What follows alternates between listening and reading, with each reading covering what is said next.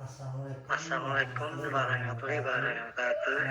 Selamat malam Bapak dosen. Izinkan saya membahas dengan judul konten marketing dan storytelling. Disusun untuk memenuhi tugas mata kuliah hypermarketing. Era kejenuhan informasi, dua fenomena krusial, satu informasi melimpah, dua perhatian konsumen. Resistensi konsumen, penggunaan blocker dan perilaku split-brand, pergeseran fokus dari produk menjadi nilai dan solusi, kebutuhan strategis konten yang hanya berharga saja tidak cukup, ya harus meningkat secara emosional. Rumusan masalah, mengapa konten marketing wajib terintegrasi dengan storytelling. Dua, bagaimana memetakan nilai naratif. Tiga, bagaimana kerangka kerja storytelling dinilainya di multi platform, diukur dan keberhasilannya. Kajian pustaka konten marketing. Satu, definisi plus penelitian definisi konten yang bernilai relevan dan konsisten. Dua, filosofi PLG yang harus berpikir layaknya penerbit membangun perjalanan jangka panjang. Tiga, pilar konten marketing. Satu, bernilai. Dua, relevan. Tiga, konsisten. Kajian pustaka storytelling dan neuromatik, fungsi naratif, neuromarketing. Fakta menghasilkan sedikit irautan serta menghasilkan area nilai 2 kali lebih mudah daripada fakta. Struktur dasar naratif, protagonis, konflik, tindakan, dan resolusi. Kajian pustaka konvergensi isi dan pada aspek konten marketing, fungsi menyediakan informasi, menghubungkan emosional, alat blog, e-blog, video, karakter, konflik, testimoni, hasil, traffic, kredibilitas, share rate, memori merek, dan sebuah konfigurasi storytelling membuka konten dari yang hanya menginformasikan menjadi yang menginspirasi.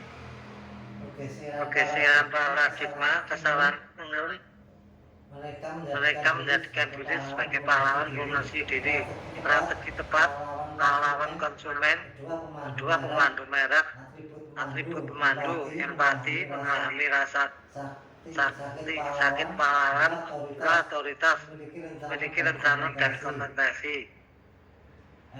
Elemen kunci narasi pemasaran. Satu, karakter pahlawan. Dua, konflik masalah. Tiga, pemandu merek. Empat, rencana dan CTA, tawarkan rencana sederhana dan ajakan kerja yang jelas. Lima, hasil tunjukkan hasil dramatis jika mereka mengikuti pemandu. Memetakan cerita dalam tiga babak. Babak satu, pengaturan tujuan, menciptakan empati, fokus, definisikan konflik pahlawan. Dua, babak. Dua, konsultasi, tujuan menawarkan solusi, fokus, perkenalkan merek sebagai pemandu dan tunjukkan rencana. Babak tiga, resolusi, tujuan menunjukkan kesuksesan, fokus, buktikan nilai merek melalui testimoni atau case study. Kerangka strategi tahap penemuan. Satu, identifikasi narasi inti. Dua, storytelling.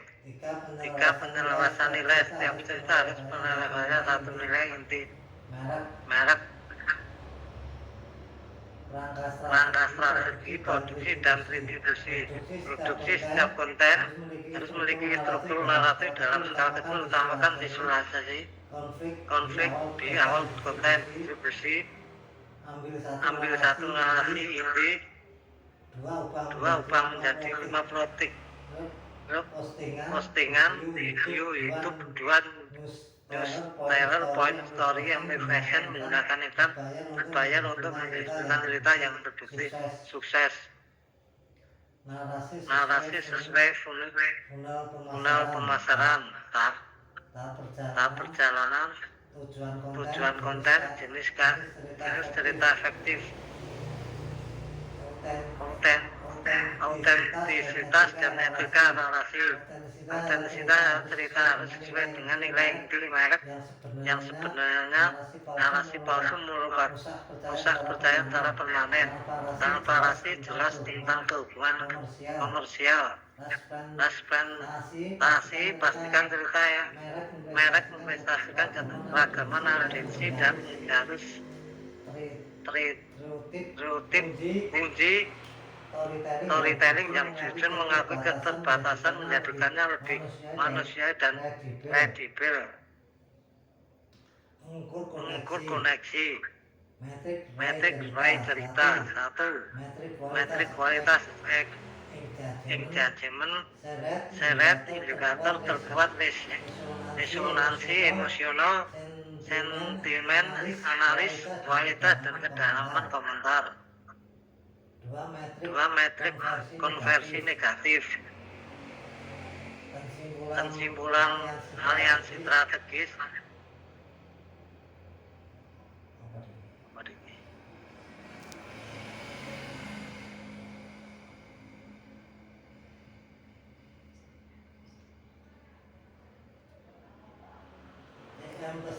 Storytelling strategis digital efektif. Pentingnya peran konsumen dan merek. Hasil narasi yang terstruktur pada customer journey berupa informasi menjadi ikatan emosional. Target akhir menciptakan terus yang superior yang berkonversi, menjadikan loyalitas jangka panjang dan lebih tinggi.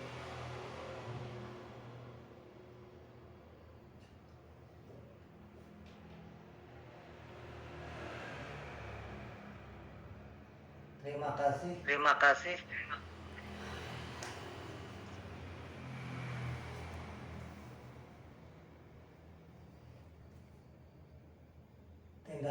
Tindak lanjut strategis, fokus dan storytelling, prioritas riset untuk mengisi story bank Anda.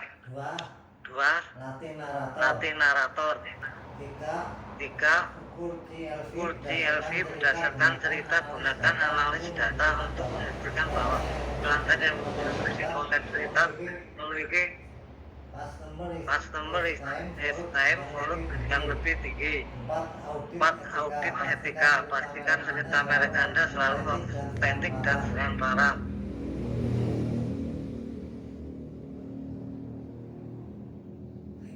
Terima kasih Bapak Dosen. Demikian materi yang saya presentasikan. Mudah apabila saya mohon maaf. Wassalamualaikum warahmatullahi wabarakatuh.